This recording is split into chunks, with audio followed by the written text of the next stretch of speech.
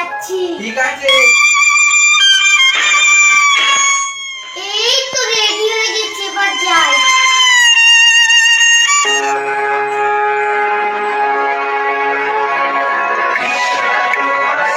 সন্দীপ এখনো আসলো না কেন? তাকে আমি গিয়ে ডেকে আনি তো।